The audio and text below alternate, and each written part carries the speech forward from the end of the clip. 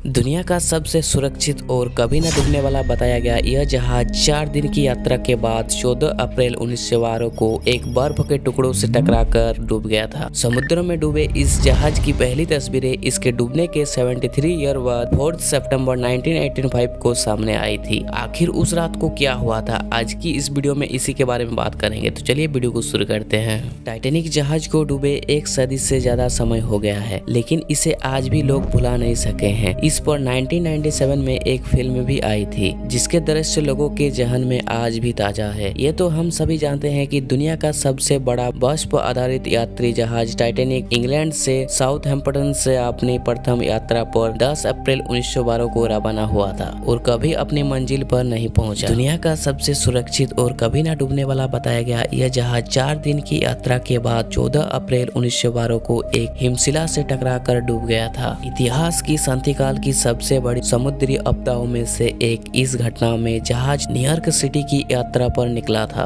15 अप्रैल को जहाज पूरी तरह से पानी में डूब गया था। इस इतिहास की समुद्री आपदाओं की सबसे बड़ी घटना कही जाती है। टाइटैनिक के आकार और खूबसूरती को देखते हुए इसे उस समय तैरते हुए शहर की उपाधि तक दे दी गई थी। जहाज की लंबाई को देखकर लोग हैरान रह जाते थे। यह उस वक्त का सबसे बड़ा समुद्री जहाज था। इस पर बनी फिल्म आज भी दुनिया की सबसे अधिक कमाई करने वाली फिल्मों में शामिल है। उस दौरान समुद्री यात्रा काफी ज्यादा बढ़ रही थी, जिन्हें ध्यान में रखते हुए टाइटैनिक जहाज का निर्माण किया गया था। टाइटैनिक जहाज को तब बनाया गया था जब समुद्री यात्रा का सुनहरा युग चल रहा था। इसे दूसरे क्रूज लाइनरों के साथ प्रतिस्पर्धा करने के लिए खास तौर से डिजाइन किया गया था। 20वीं सदी के उस दौर में प्रवासियों और अमीर यात्रियों की संख्या में इजाफा हो रहा था। इनका काम यूरोप से न्यूयॉर्क तक व्यापार करने का था। टाइटैनिक जहाज का निर्माण का काम 13 अप्रैल 1909 को शुरू हुआ। जहाज को तैयार करने का काम उत्तरी आयरलैंड के बेलफास्ट में मौजूद Harland and Wolff shipyard company ने किया था। इसे तैयार करने में उस समय $7.5 मिलियन